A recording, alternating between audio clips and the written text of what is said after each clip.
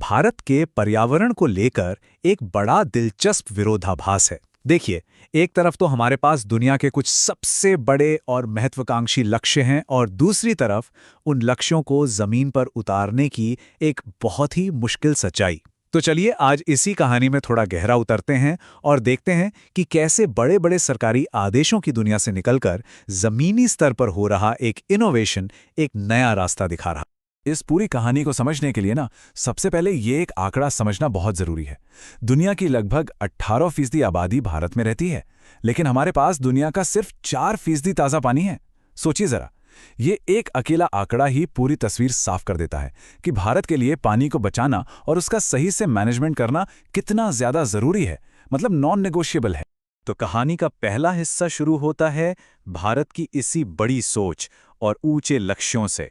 यहाँ हम देखेंगे कि कैसे प्रदूषण से लड़ने के लिए ऊपर से नीचे की तरफ यानी टॉप डाउन नीतियां बनाई जाती हैं। अब इसका सबसे अच्छा उदाहरण है दिल्ली का एयर पोल्यूशन मिटिगेशन प्लान।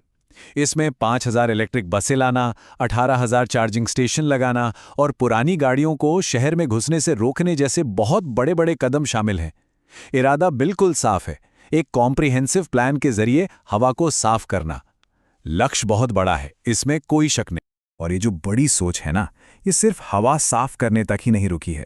ठीक इसी तरह का एक बहुत एम्बिशियस लक्ष्य देश की इंडस्ट्री से निकलने वाले गंदे पानी को साफ करने के लिए भी रखा गया है। इस लक्ष्य का नाम है जीरो लिक्विड डिस्चार्ज, या शॉर्ट में कहें तो ZLD। अब इसका मतलब क्या है? ये एक ऐसी एडवांस वाटर ट्रीटमेंट प्रोसेस है जिसका सीधा सा मकसद है कि किसी भी फैक्ट्री से एक बूंद भी गंदा पानी बाहर ना निकले। मतलब सारा का सारा पानी रिसाइकिल हो जाए और पीछे बचे तो सिर्फ ठोस कचरा।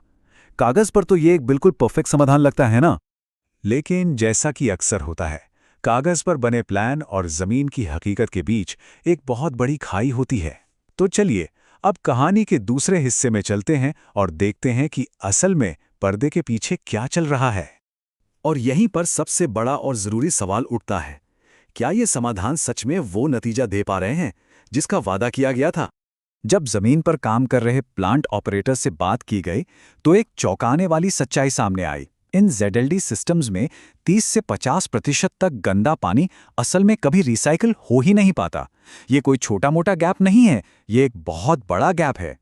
तो सवाल है कि इस बचे हुए पानी का होता क्या है? इसे रिजेक्ट वाटर कहते हैं, और होता यह है कि इसे टैंकरों में भरा जाता है और फिर चुपचाप पास के किसी तालाब या नहर में बहा दिया जाता है। मतलब पोल्यूशन खत्म नहीं हुआ, बस उसकी जगह बदल गई।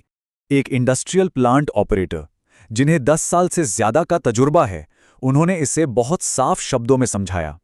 उन्होंने कहा, ZLD कुछ नहीं, बस एक महंगी ग्रीन वॉशिंग है। ये तो बस पोल्यूशन को एक जगह से उठाकर दूसरी जगह फेंकने जैसा है। ये शब्द सीधे जमीनी हकीकत बयान करते हैं। और ये तस्वीर इस समस्या की जड़ को दिखाती है। ये एक रिवर्स ऑस्मोसिस यानी RO यूनिट है, जो ZL सिस्टम का दिल होती है। ये साफ पानी तो बनाती है बिल्कुल, लेकिन साथ ही बहुत ज्यादा मात्रा में ऐसा रिजेक्ट वाटर भी पैदा करती है जिसे ट्रीट करना बेहद मुश्किल और बहुत महंगा होता है। और यहीं पर पूरा सिस्टम फेल हो जाता है। तो जब एक टॉप डाउन सिस्टम उम्मीद के मुताबिक काम ना करे, तब क्या होता है? तब जन्म होता है इनोवेशन का। इस प्रक्रिया का नाम है स्लज वैलोराइजेशन। अब आसान भाषा में इसका मतलब है कि पानी साफ करने के बाद जो कीचड़ या स्लज बचता है, उसे फेंकने के बजाय एक पोषक तत्वों से भरपूर जैविक खाद यानी बायो फर्टिलाइजर में बदल दिया जाता है। सीधी सी बात, कचरे से कीमत बनाना। इस कमाल के आइडिया को सिर्फ लैब में नहीं बल्कि असली खेतों में परखा गया। शोधकर्ताओं में स्लज से बनी इस नई खाद की सीधी सीधी तुलना बाजार में बिकने वाली केमिकल NPZ के खाद से की, ये देखने के लिए कि कौन बेहतर है। और नतीजे देखकर सब हैरान रह गए। इस जैविक खाद के इस्तेमाल से चने के अंकुरण में 13%, सरसों की पैदावार में 31% और भिंडी की फलियों की गिनती में 40% की जबरदस्त बढ़ोतरी हुई। मतलब ये सिर्फ काम नहीं कर रहा था, ये केमिकल खाद से बेहतर काम कर रहा था। लेकिन एक सबसे बड़ा सवाल, क्या ये सुरक्षित है? कहीं हम जहरीला कचरा खेतों में तो नहीं डाल रहे? इन ऑफिशियल लैब रिपोर्ट्स को जरा ध्यान से देखिए।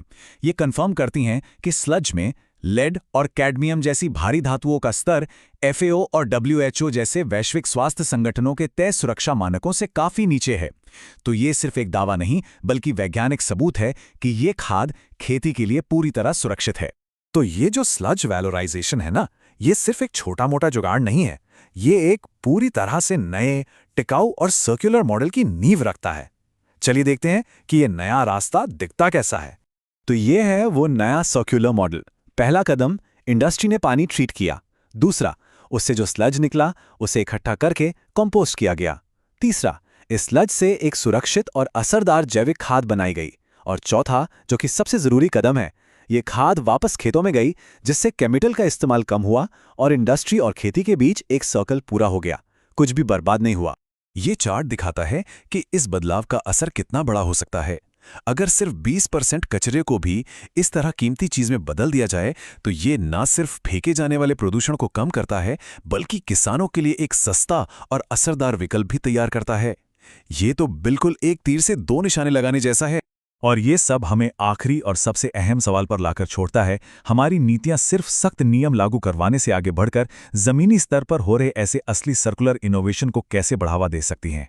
शायद इसका जवाब सख्ती में नहीं, बल्कि ऐसे स्मार्ट समाधानों को पहचानने और उन्हें मौका देने में छिपा है।